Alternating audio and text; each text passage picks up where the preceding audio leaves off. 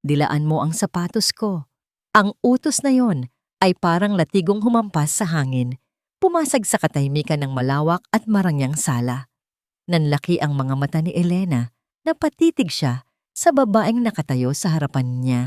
Si Vanessa, ang kabit ng kanyang asawa. Nakasuot ito ng makinang na pulang bestida at sa dulo ng mamahalin nitong sapatos, tumutulo ang red wine na sadyang ibinuhos nito kanina lang. Ano? Anong sinabi mo? Nanginginig na tanong ni Elena. Napahawak siya sa kanyang tiyan. 7 buwan na ang kanyang ipinagbubuntis. Mabigat na ang kanyang katawan, pero mas mabigat ang nararamdaman niyang kahihiyan. Tumawa ng matinis si Vanessa. Isang tawang puno ng pang-aalipusta. Sabi ko, linisin mo to. Gamit ang dila mo. O gamit ang basahan, wala akong pakialam. Basta linisin mo nga ngayon na. Ang dumi-dumi tignan, parang ikaw.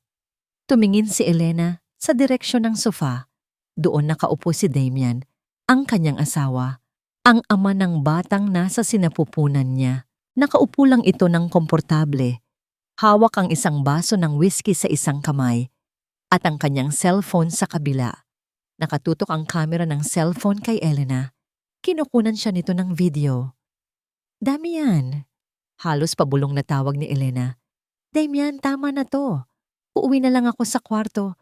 Masakit na ang likod ko. Hindi ibinaba ni Damian ang cellphone. Sa halip ngumisi lang ito. Yung ngiting dati ay nagpapakilig kay Elena, pero ngayon ay nagpapatayo na ng kanyang balahibo sa takot. Gawin mo na lang ang sinasabi ni Vanessa, Elena. Malamig na utos ni Damian. Bisita ko siya. At bilang asawa ko, tungkulin mong pagsilbihan ang mga bisita ko. Diba sabi mo, gagawin mo ang lahat para sa pamilyang to? Patunayan mo. Parang gumuho ang mundo ni Elena.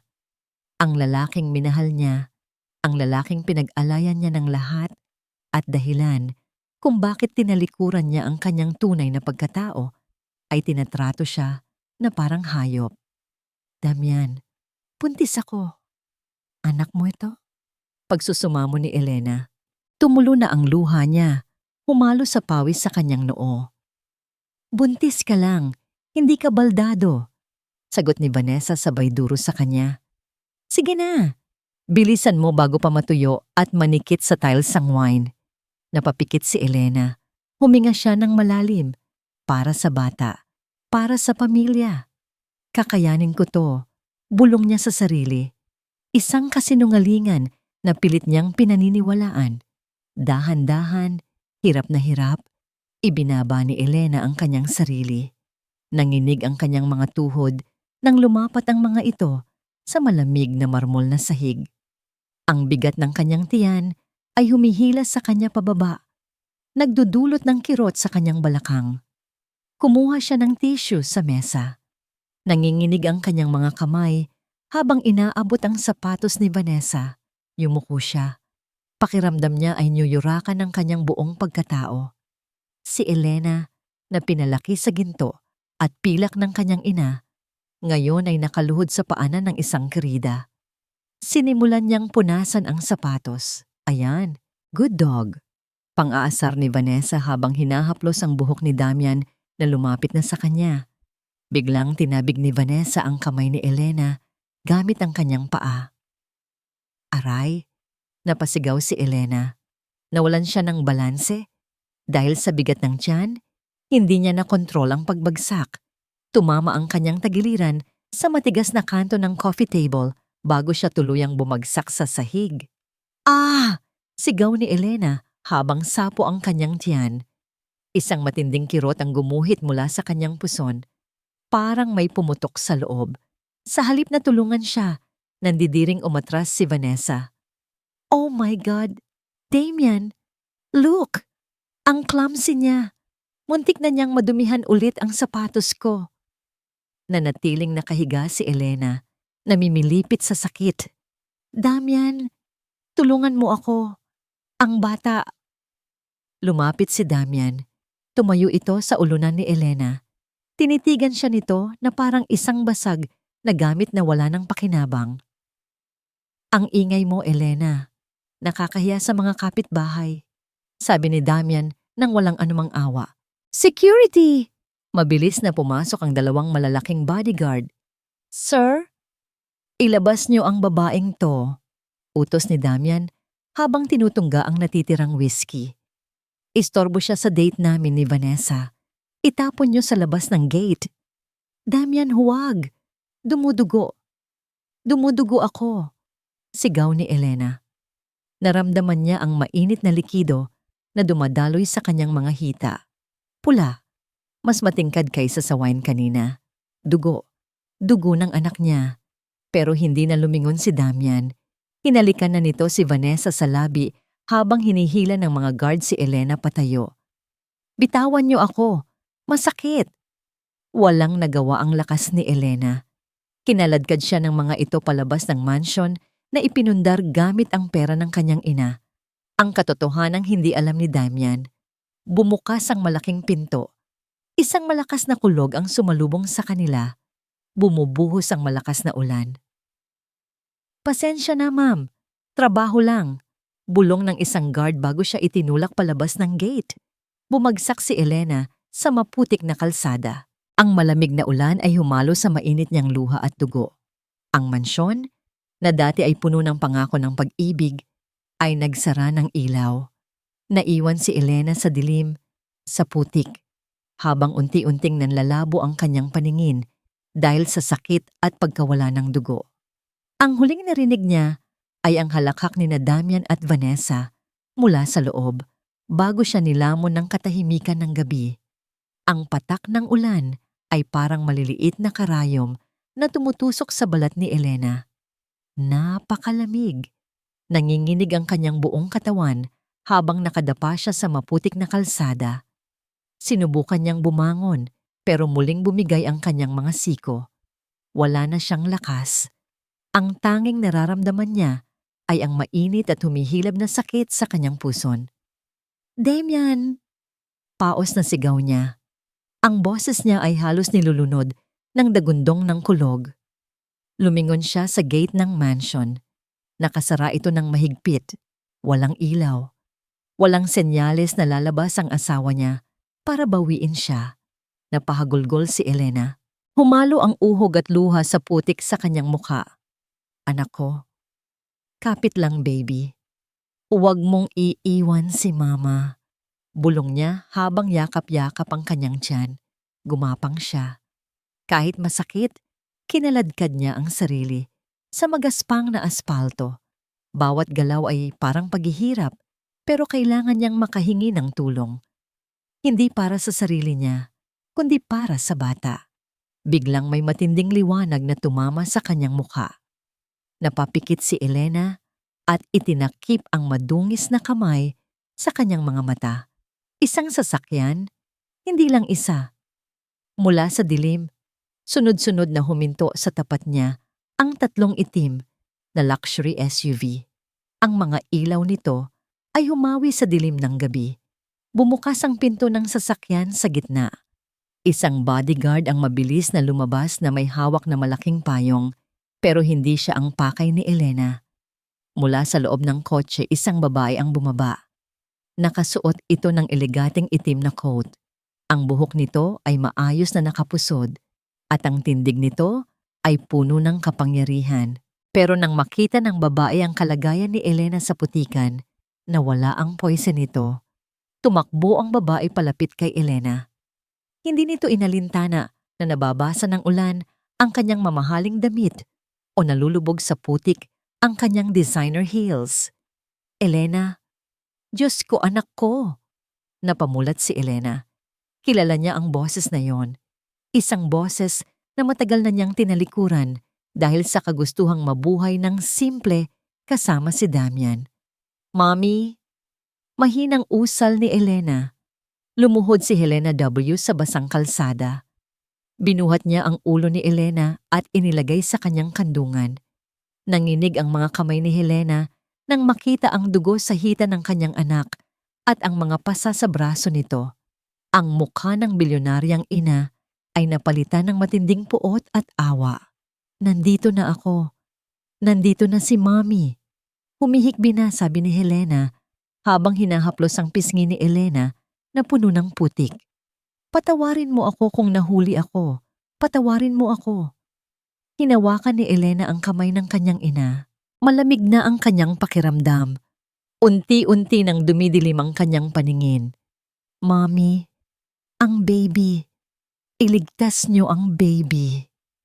Iyon na lamang ang huling nasabi ni Elena bago tuluyang bumagsak ang kanyang kamay. Nawalan na siya ng malay. Elena! Elena, gumising ka! Sigaw ni Helena. Mabilis na lumapit ang mga tauhan ni Helena. Maingat nilang binuhat ang walang malay na katawan ni Elena pasakay sa sasakyan.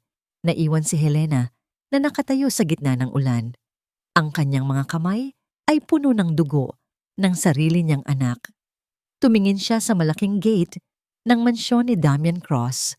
Ang mansyon na siya ang nagbayad. Ang imperyong siya ang nagtayo ng palihim. Pinahid ni Helena ang luha sa kanyang pisngi. Ang lungkot sa kanyang muka ay napalitan ng isang ekspresyon na mas malamig pa sa bagyo. Kinuha niya ang panyo mula sa kanyang assistant at pinunasan ng dugo sa kanyang mga kamay. Dalhin siya sa pinakamagaling na ospital. Siguraduhin niyong mabubuhay ang apo ko. Utos ni Helena sa matigas na tono. Bumaling siya sa kanyang chief of security na nakayuko sa tabi niya. At simulan niyo na ang operasyon. Tumingin muli si Helena sa bintana ng kwarto ni na Damian kung saan may anino ng 2 tao na nagtatawanan. Gusto kong maramdaman ni Damian Cross kung paano mawalan ng lahat. Mariing sabi ni Helena. Wasakin siya. Ngayon na. Sumakay si Helena sa kotse at sa pagsara ng pinto, kasabay ng pagkulog, nagsimula na ang pagbagsak ng imperyo ni Damian Cross. Masarap ang lasa ng tagumpay. Para kay Damian Cross, lasa itong mamahaling alak na nagkakahalaga ng libu-libong piso bawat lagok. Komportable siyang nakasandal sa sofa habang pinapanood si Vanessa na sumasayaw-sayaw sa gitna ng sala. Hawak ang baso ng wine. Sa labas, naririnig pa rin ang hagupit ng bagyo, pero sa loob ng mansyon, mainit at payapa. Parang walang nangyari. Parang hindi nila kakatapon lang ng isang buntis na babae sa kalsada. Cheers, babe! Sigaw ni Vanessa sabay upo sa kandungan ni Damian. Finally! Solo na natin ang bahay. Ang baho ng babaeng yun. Amoy gamot at kahirapan. Tumawa si Damian at hinalikan ang leeg ni Vanessa. Hayaan mo na siya.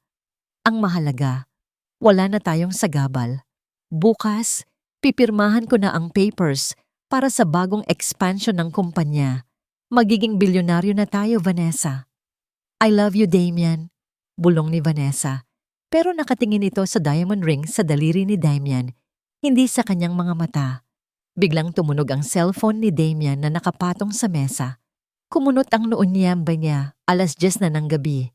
Sino ang mangiistorbo sa kanya ng ganitong oras? Dinampot niya ito. Accounting debt ang nakalagay sa screen. Istorbo? Inis na sabi ni Damian bago sinagot ang tawag. Ano ba? Alam mo bang gabi na? Sir Damian. Nanginginig ang boses ng kanyang chief financial officer sa kabilang linya. May emergency po. Anong emergency? Nasunog ba ang opisina? Biro ni Damian sabay kindat kay Vanessa. Hindi po, sir. Mas malala. Lahat po ng accounts ng kumpanya, frozen. Napatigil si Damian na wala ang nangisi sa kanyang labi. Anong sinabi mo? Na-freeze po lahat ng bank accounts natin, sir, at yung major funding para sa project bukas. Binawi na po ng W Group. Nag-pull out na ang angel investor natin. Biglang tumayo si Damian. Naitulak niya si Vanessa kaya muntik na itong mahulog sa sofa. Imposible yan! May kontrata kami. Ako si Damian Cross. Hindi nila ako pwedeng iwan sa ere. Sigaw niya. Namumula na ang kanyang muka at lumabas ang ugat sa kanyang leeg. Sir, nagpadala na sila ng legal notice. Breach of contract daw po dahil sa ethical misconduct. Sir, Wala tayong pera pampasahod bukas. Bagsak ang stocks natin sa market. Ibinato ni Damian ang cellphone sa pader. Crash! Nagkalasog-lasog ang gadget. Napatili si Vanessa sa gulat. Honey, what's happening? Anong walang pera? Tanong ni Vanessa, halata ang takot sa boses. Hindi takot para kay Damian, kundi takot na mawalan ng luho. Hindi siya pinansin ni Damian. Naglakad-lakad ito nang pabalik-balik sa sala habang sinasabunutan ng sarili. Ang angel investor niya, ang misteryosong W Group na sumuporta sa kanya simula nung nagsisimula pa lang siya. Hindi niya kilala kung sino ang nasa likod nito, basta ang alam niya, bilib na bilib ito sa kakanya. Bakit biglang babawiin ang lahat? Dali-daling kinuha ni Damian ang landline. Tinawagan niya ang direct number ng representative ng W Group na nasa contacts niya. Ring! Ring! Ring! Walang sumasagot. Pawis na pawis si Damian kahit naka-aircon ang buong bahay. Ang yabang niya kanina ay napalitan ng matinding kaba. Kung mawawala ang investor na ito, wala siyang imperyo. Isa lang siyang huwad na hari. Biglang tumunog ang doorbell. Napatingin sina Damian at Vanessa sa pinto. Hating gabi na at bumabagyo. Sino ang kakatok? Isang katulong ang mabilis na nagbukas. Pumasok ang isang basang-basa na messenger. Suot ang uniforme ng isang high-end courier service. Delivery for Mr. Damian Cross, urgent. Sabi ng lalaki sabay abot ng isang itim na sobre na may gold lining. Hinablot ito ni Damian. Nanginginig ang kanyang mga kamay habang pinupunit ang selyo. Inaasahan na niya ang demand letter o subpoena. Pero pagbukas niya, isang makapal at mabangong card ang laman. Binasa niya ito ng malakas. Mr. Damian Cross, inaanyayahan ka namin sa Grand Gala ng W Group bukas ng gabi. Nais naming ipakilala ang bagong chairman ng board at pag-usapan ang future ng iyong kumpanya. Nakahinga ng maluwag si Damian. Napaupo siya sa sofa at napatawa ng mahina. Akala ko katapusan ko na, sabi niya habang pinapahid ang pawis sa noo. Ano yan, babe? Usisa ni Vanessa. Ipinakita ni Damian ang invitation card. Bumalik ang yabang sa kanyang mukha. Tignan mo, iniisip ng mga bobong accountant ko na binawi ang pondo. Pero yun pala, gusto lang akong i-meet ng chairman ng personal. Baka gusto pa nilang dagdagan ng investment. Tumayo si Damian at tinungga ang natitirang alak sa bote. Maghanda ka, Vanessa. Bukas, makikilala natin ang tunay na may-ari ng W Group. Sisiguraduhin kong luluhod sila sa galing ko. Hindi alam ni Damian na tama siya. Makikilala niya ang may-ari. At luluhod nga siya. Pero hindi para tumanggap ng parangal. 3 buwan. 3 buwan na ang nakalipas mula noong gabing iyon. Ang gabing namatay ang dating Elena. Nakatayo si Elena sa harap ng isang malaking salamin sa kanyang walk-in closet. Tahimik ang paligid. Ang tanging naririnig niya ay ang mahina at maindayog na paghinga ng kanyang anak na natutulog sa kuna sa kabilang kwarto. Si Baby Lucas. Ang kanyang himala. Hinaplos ni Elena ang kanyang tiyan. Wala na ang umbok, pero naiwan ang isang mahabang pilat mula sa emergency C-section. Isang pilat na kailanman ay hindi magpapalimot sa kanya. Tinitigan niya ang kanyang refleksyon. Wala na ang mahaba at buhaghag niyang buhok na gustong-gusto ni Damian na hawakan. Ngayon, ito ay maigsi na. Bob cut, matalim at diretso, humahaplos sa kanyang panga. Wala na rin ang mga lumang duster at maluluwag na t-shirt. Suot niya ngayon ang isang tailored black suit na nagpapakita ng kanyang hubog at kapangyarihan. Bagay sa'yo. Boses ng isang babae mula sa pintuan. Nakita niya sa salamin ang pagpasok ng kanyang ina. Si Helena. Hindi lumingon si Elena, na natili ang tingin niya sa kanyang sarili. Handa na ba ang sasakyan, Mommy? Lumapit si Helena at may inilapag na isang makapal na folder sa ibabaw ng vanity table. Sa tabi nito, isang tablet. Naka-standby na ang team, sagot ni Helena. Pero bago ka lumabas, kailangan mong pirmahan ito. Binuksan ni Elena ang folder.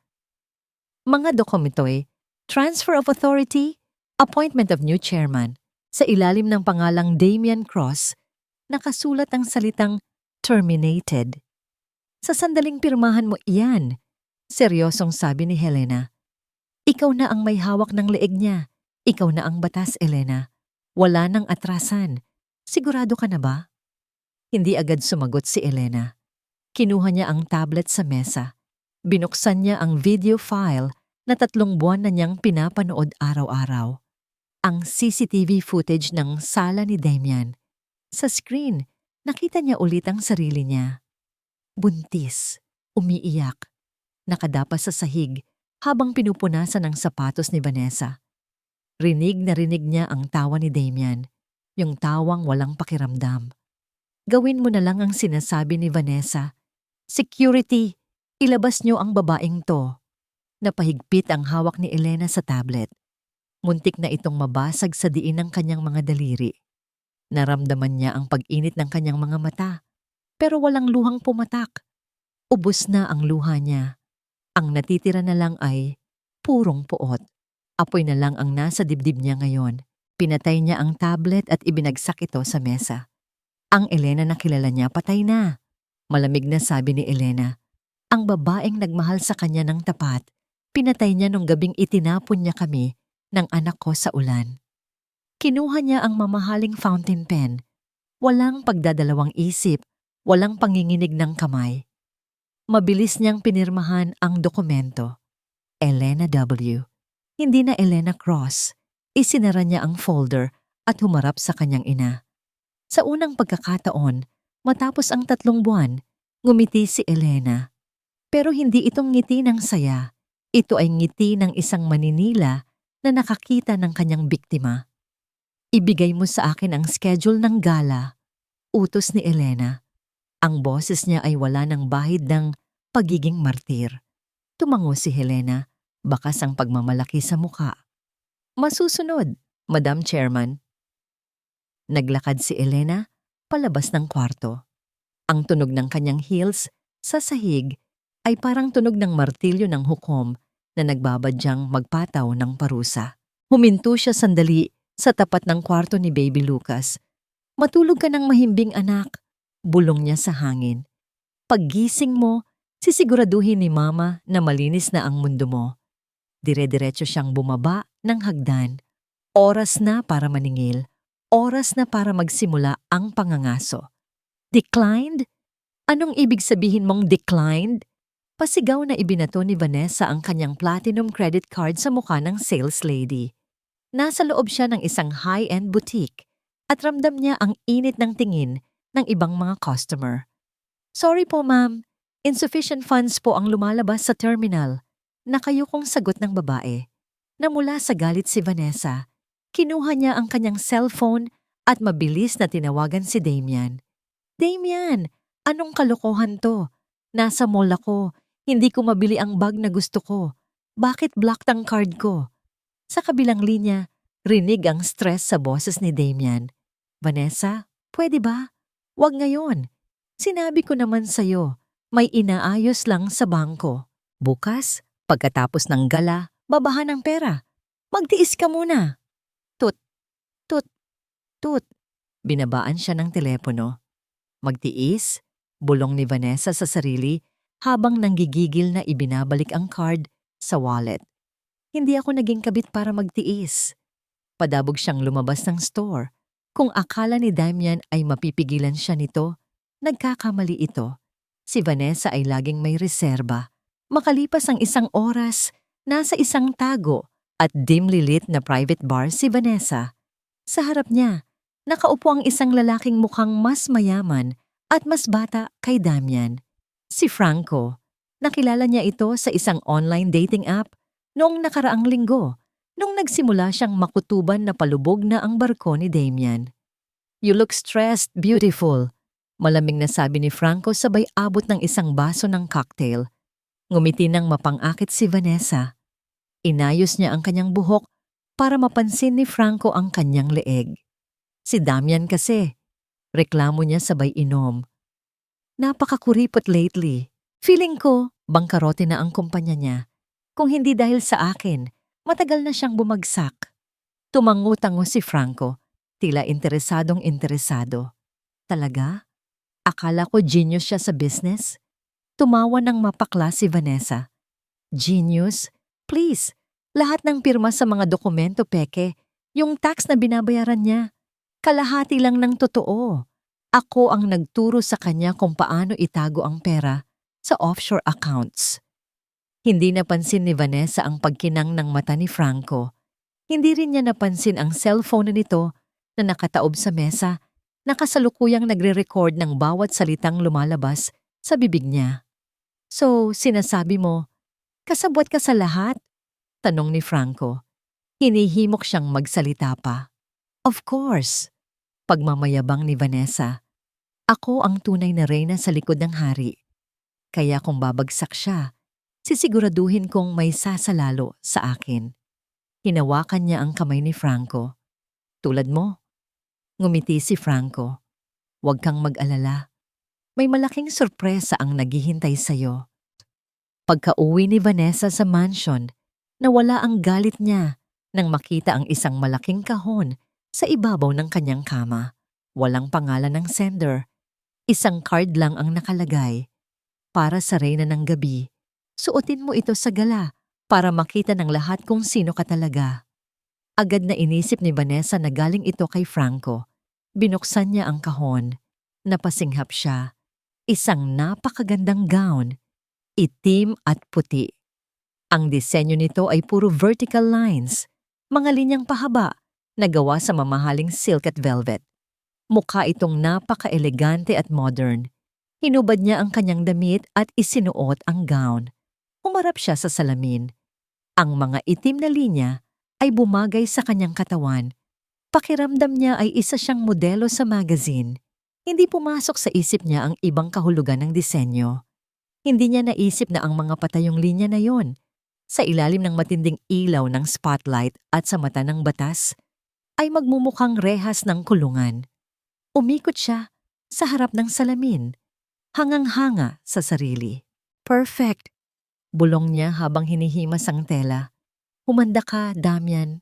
Bukas, ako ang bida at kung wala kang pera, goodbye na. Napangiti si Vanessa. Hindi niya alam. Ang suot niya ay hindi isang regalo.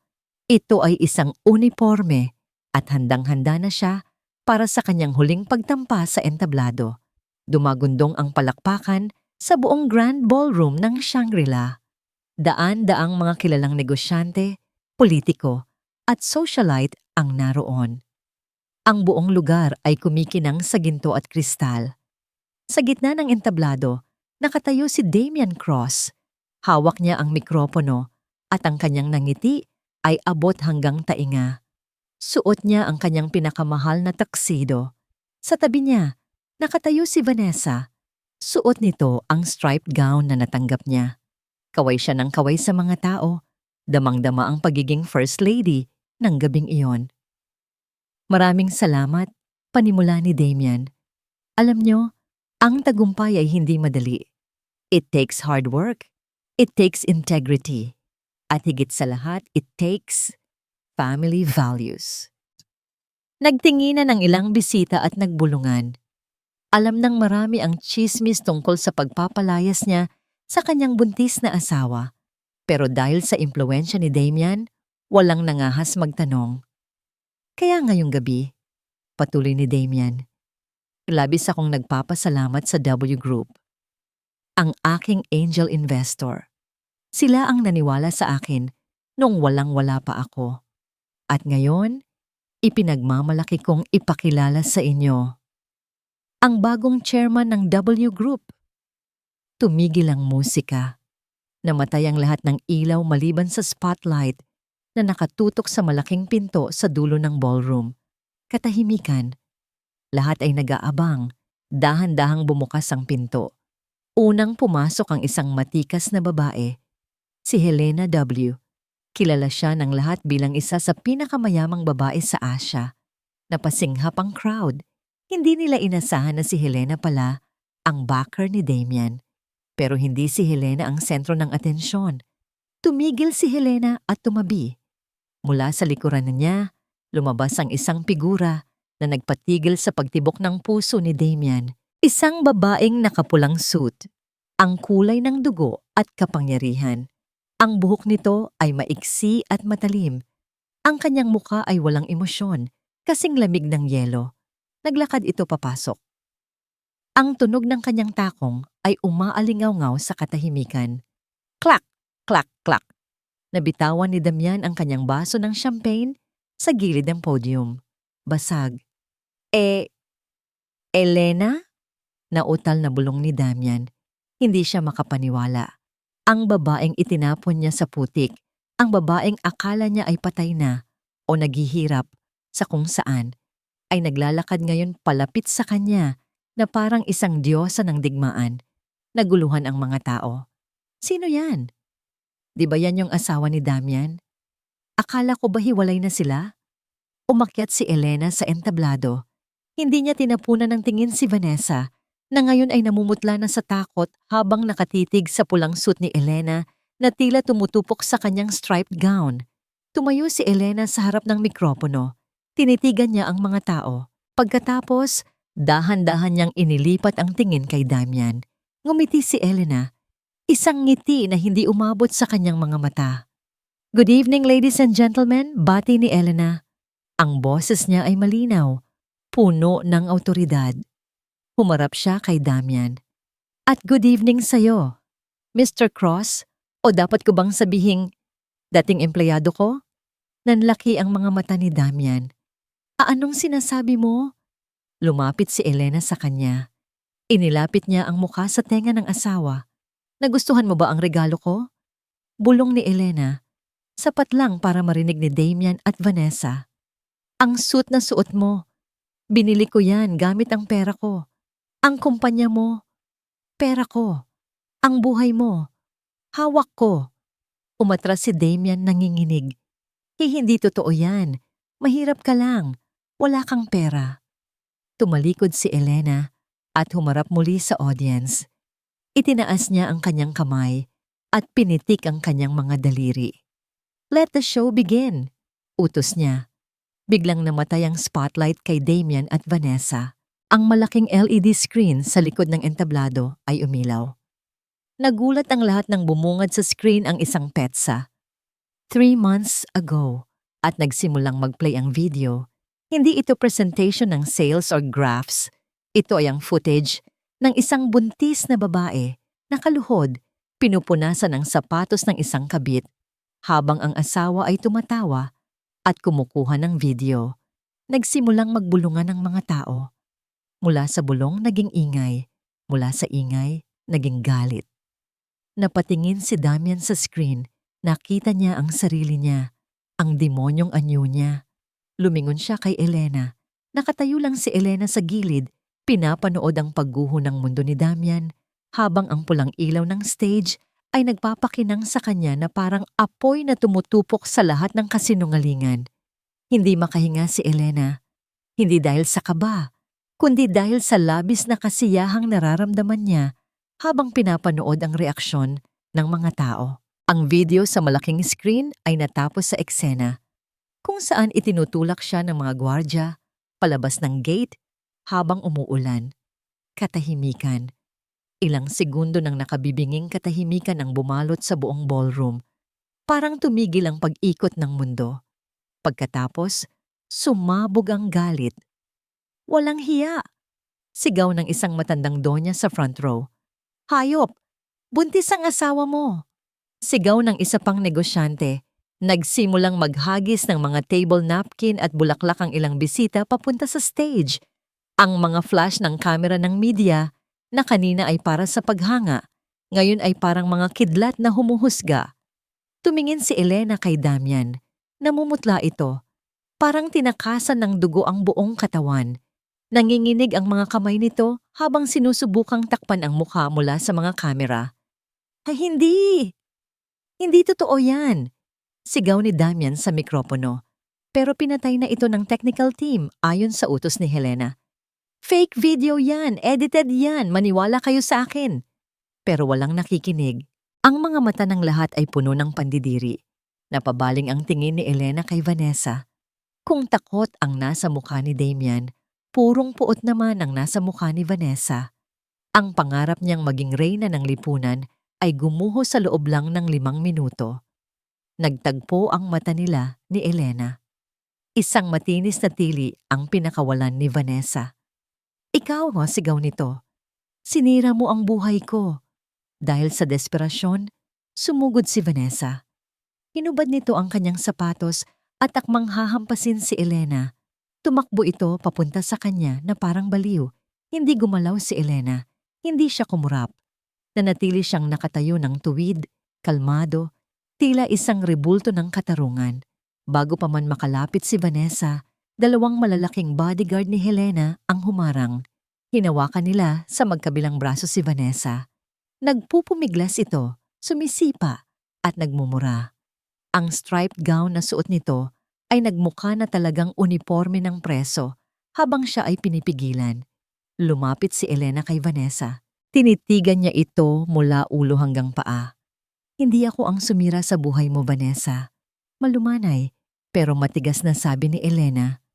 Ang kasakiman mo ang sumira sa'yo. Humarap muli si Elena sa audience. Hindi pa tayo tapos. Anunsyo niya ng malakas kahit walang mic. Ang boses niya ay umalingaw-ngaw sa tahimik na bulwagan. Akala niyo ba moralidad lang ang issue dito? Panoorin niyo ang totoong mukha ng mga taong ito. Pinitik ulit ni Elena ang kanyang daliri. Nagbago ang imahe sa screen. Mula sa video, naging audio recording naman ang umalingaw-ngaw.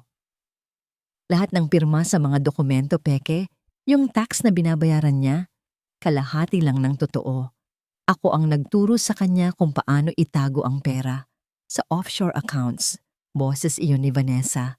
Malinaw at walang duda. Nanlaki ang mga mata ni Damian. Dahan-dahan siyang lumingon kay Vanessa na ngayon ay natigilan sa pagwawala. Ang recording ay nagpatuloy. Kung babagsak siya, sisiguraduhin kong may sasalalo sa akin. Natapos ang audio. Lumapit si Damian kay Vanessa. Ang takot sa mukha niya ay napalitan ng matinding galit. Ang lalaking nanggugulpi ng asawa ay lumabas na naman. Ibinenta mo ako? Sigaw ni Damian. Ibinigay ko sa iyo ang lahat. Tapos ibebenta mo ako? Ikaw ang tanga. Ganti ni Vanessa. Lumalabas na ang tunay na kulay. Wala ka naman talagang kwenta kung wala ang pera mo. At ngayon wala ka na nun. Sinakal ni Damian si Vanessa.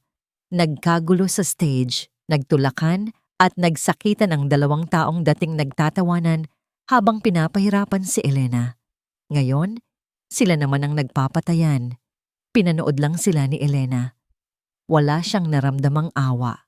Nakakaawa. Bulong ni Elena sa sarili. Kinakain na nila ang isa't isa. Sa gitna ng kaguluhan, biglang umalingaw-ngaw ang pamilyar na tunog mula sa labas ng hotel. Wang wang wang. Ang tunog ng sirena. Maraming sirena. Bumukas ng padabog ang main doors ng ballroom. Pumasok ang isang pulutong ng mga nakaunipormeng pulis, pinangungunahan ng Chief of Police at mga ahente ng NBI. May hawak silang mga papel, warrants of arrest. Tumingin si Elena sa mga pulis, tapos kay Damian na ngayon ay sa pilitan ng pinaghihiwalay ng security mula kay Vanessa. Ngumiti si Elena. Ang huling yugto ng kanyang plano ay nagsimula na. Damian Cross, sabi niya sa isip niya habang papalapit ang mga pulis sa asawa niya. Tapos na ang maliligayang araw mo. Malamig ang bakal ng posas sa mga pulsuhan ni Damian. Mas malamig pa kaysa sa ulan noong gabing pinalayas niya si Elena. Nakaupo siya sa loob ng isang masikip na interrogation room. Ang puting ilaw sa kisame ay masakit sa mata at ang amoy ng lumang kape at pawis ay nanunuot sa kanyang ilong. Wala na ang amoy ng mamahaling pabango at aircon ng kanyang opisina. Sa kabilang kwarto, rinig na rinig niya ang boses ni Vanessa. Siya ang may kasalanan ng lahat. Inutusan niya lang ako. Victim lang din ako.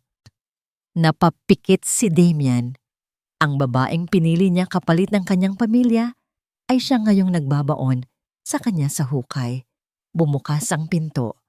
Pumasok ang kanyang abogado, ang public attorney na itinalaga ng korte dahil lahat ng private lawyers niya ay umatras na matapos may freeze ang kanyang assets. Mr. Cross, buntong hininga ng abogado. Mabigat ang ebidensya, tax evasion, money laundering, estafa, at violation ng Anti-Violence Against Women and Children Act. Ang W Group ay naglabas ng lahat ng dokumento. Wala tayong lusot. Kausapin mo si Elena. Desperadong utos ni Damian. Hinawakan niya ang braso ng abogado kahit nakaposas siya. Sabihin mo sa kanya, asawa niya ako. May anak kami. Hindi niya ako pwedeng ipakulong. Umiling lang ang abogado at inalis ang kamay ni Damian.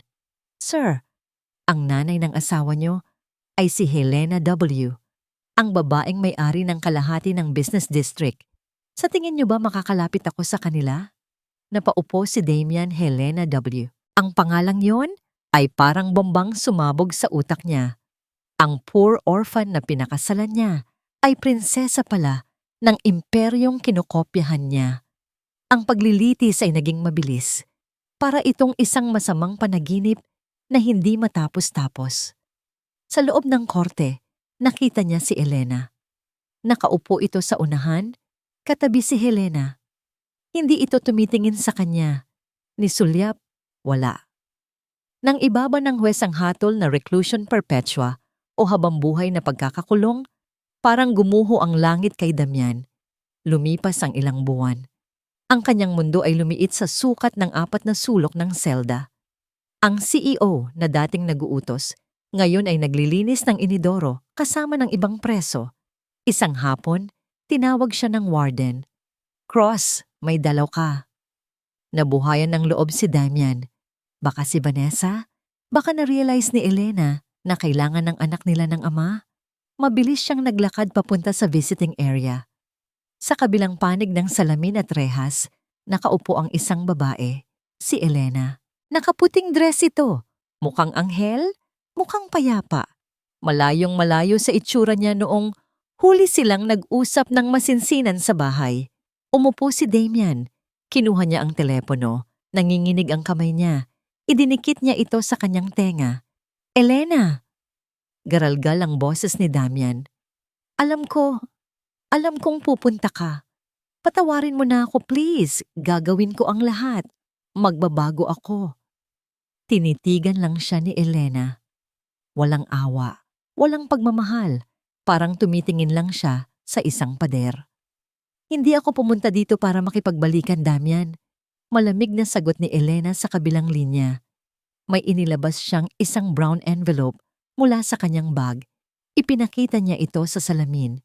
Sa ibabaw ng envelope, ipinatong niya ang kanyang wedding ring. Pinirmahan ko na ang annulment papers at ang singsing na yan na binili mo gamit ang pera ng nanay ko. Isinuli ko na. Wag, Elena. Wag mong gawin to. Sigaw ni Damian. Napahampas siya sa salamin. May anak tayo. Si Lucas. Paano siya lalaki ng walang ama? Napangiti ng mapait si Elena. Huwag kang mag-alala kay Lucas. Palalakihin ko siyang marespeto, matapang at mabuti. Palalakihin ko siyang kabaligtaran mo. Tumulo ang luha ni Damian. Sa desperasyon, bumaba siya sa kanyang upuan. Lumuhod siya sa maruming sahig ng visiting room sa harap ng maraming tao at gwardya. Luluhod ako. Tignan mo, nakaluhod na ako, Elena. Di ba ito ang gusto mo? Gumanti ka na. Saktan mo ako, pero huwag mo akong iwan dito. Tiningnan ni Elena ang nakaluhod na asawa. Naalala niya ang sarili niya noong gabing iyon. Buntis, mahina, at nagmamakaawa. Pero ngayon, wala na siyang nararamdamang sakit. Wala na ring galit. Ang natitira na lang ay awa para sa isang estranghero. Tumayo ka na dyan, Damian, sabi ni Elena habang tumatayo at isinasukbit ang bag. Sayang ang pagluhod mo. Wala nang Diyos dito na makikinig sa'yo. Elena, parang awa mo na. Ibinaba ni Elena ang telepono. Click! Naputol ang linya. Hindi na marinig ni Elena ang pagmamakaawa ni Damian, kundi ang muffled na sigaw na lang nito mula sa likod ng makapal na salamin. Tumalikod si Elena at naglakad palabas ng visiting room. Ang bawat hakbang niya ay magaan. Naiwan si Damian na nakadikit ang mukha sa salamin. Pinapanood ang paglayo ng nag-iisang babaeng tunay na nagmahal sa kanya. At sa metal na mesa sa side ng bisita, naiwan ang gintong sing-sing. Nagniningning ito sa ilalim ng ilaw ng bilangguan, isang simbolo ng pangakong napako na ngayon ay wala ng halaga. Maaliwalas ang langit. Walang bakas ng kahit anong ulap o bagyo. Nakatayo si Elena sa tapat ng malaking gate. Ito ang parehong gate kung saan siya itinapon palabas 1 taon na ang nakalipas. Ito ang parehong semento kung saan humalo ang dugo niya sa putik at ulan. Pero ngayon, wala na ang mantsa ng dugo. Wala na ang putik. Sa halip, may nakasabit na malaking puting ribbon sa bakal na rehas. At sa itaas ng gate, may bagong karatula na nakalagay. Haven House, Tahanan ng Pag-asa. Huminga ng malalim si Elena. Ang hangin ay amoy sampaggita at bagong tabas na damo. "Mama!" Isang matinis at masayang boses ang bumasag sa kanyang pagmumuni-muni. Lumingon si Elena. Nakita niya ang isang batang lalaki na tumatakbo palapit sa kanya. Mataba ang mga pisngi nito at kumikinang ang mga mata sa saya. Si Lucas, 1 taong gulang na siya ngayon. Sinalubong siya ni Elena at binuhat ng mahigpit. Amoy baby powder at gatas ang anak niya. Napakalayo sa amoy ng takot na naramdaman niya noong ipinagbubuntis niya ito. "Ang bigat-bigat na ng baby ko," malamig na sabi ni Elena habang hinahalikan ang pisngi ng bata. Sa likuran ni Lucas, naglalakad ang isang babaeng nakangiti. Si Helena. Hindi na ito naka-corporate suit na itim. Nakasuot ito ng isang simpleng floral dress, mukhang mas bata at mas maaliwalas ang mukha. "Handa na ang lahat, anak," sabi ni Helena habang hinahaplos ang likod ni Lucas. "Nandoon na ang mga bisita sa garden. Ikaw na lang ang hinihintay para sa ribbon cutting." Tumango si Elena. "Salamat, Mommy. Salamat sa lahat." Naglakad sila papasok sa compound. Ang mansyon na dati ay kulay abo at puno ng dark furniture ni Damian, ngayon ay pininturahan na ng puti. Ang mga bintana ay nakabukas at ang mga kurtina ay sumasayaw sa hangin. Wala na ang mga mamahaling alak at estatwa na simbolo ng yabang. Ang sala ay puno ngayon ng mga libro, laruan, at komportableng upuan para sa mga babaeng nangangailangan ng kanlungan. Mula sa garden, nagpalakpakan ang mga tao nang makita nila si Elena. Mga social workers, mga donor, at mga unang residente ng shelter, mga babaeng biktima ng pang-aabuso na tulad niya. Pumunta si Elena sa harap ng mikropono. Ibinaba niya muna si Lucas na agad kinuha ng kanyang lola. Tinitigan ni Elena ang mga tao. Wala nang kaba. Wala nang pagdududa. 1 taon ang nakalipas. Panimula ni Elena. Ang bahay na ito ay naging saksi sa aking pagkadapa. Dito ako lumuhod. Dito ako nawalan ng dignidad. Tumigil siya sandali. Tumingin siya sa bintana ng dati niyang kwarto. Akala ko noon, ang pagluhod ay tanda ng kahinaan. Akala ko, katapusan ko na. Ngumiti siya sa mga babaeng nakikinig sa kanya. Pero natutunan ko na minsan, kailangan nating madapa para matutong tumayo ng mas matatag. Ang bahay na ito ay hindi na pag-aari ng isang taong mapanakit. Ito ay pag-aari na ninyo. Ito ay para sa bawat babaeng sinabihan na wala kang kwenta. Dito, reyna kayo. Kinuha ni Elena ang gunting. Sa isang mabilis na hiwa, naputol ang ribbon. Snip! Nagpalakpakan ng lahat. Lumipad ang mga puting lobo sa himpapawid. Natapos ang seremonya at nagsimula ang salo-salo. Habang abala ang lahat, lumayo sandali si Elena at pumunta sa berangda. Tiningnan niya ang kanyang kamay. Wala na ang singsing. Wala na rin ang bigat sa kanyang puso. Naalala niya si Damian. Balita niya, nalalanta na ito sa kulungan. Payat na raw ito at laging tulala. Si Vanessa naman ay inilipat sa ibang selda dahil laging nakikipag-away. Nakuha na nila ang hustisya. Pero para kay Elena, ang tunay na tagumpay ay hindi ang pagkakulong ni na Damian. Ang tunay na tagumpay ay ang kapayapaang nararamdaman niya ngayon. Naramdaman niya ang kamay ni Helena sa kanyang balikat. Proud na proud ako sa'yo, bulong ng kanyang ina. Hindi dahil nabawi natin ang kumpanya, kundi dahil nabawi mo ang sarili mo. Sumandal si Elena sa kanyang ina. Pinanood nila si Lucas na hinahabol ang isang paru-paro sa garden. Mami, sabi ni Elena. Nangako ako sa sarili ko, patuloy ni Elena. Ang boses ay puno ng determinasyon. Hinding-hindi na ako luluhod muli sa harap ng kahit sinong lalaki. Tumingin siya sa kanyang anak na nadapa sa damuhan pero agad ding tumayo at tumawa. Napangiti si Elena. Ang kanyang mga mata ay kumikinang, hindi dahil sa luha, kundi dahil sa liwanag ng bagong simula. Yuyuko lang ako, dagdag niya, kapag kailangan kong tulungan ng iba na tumayo.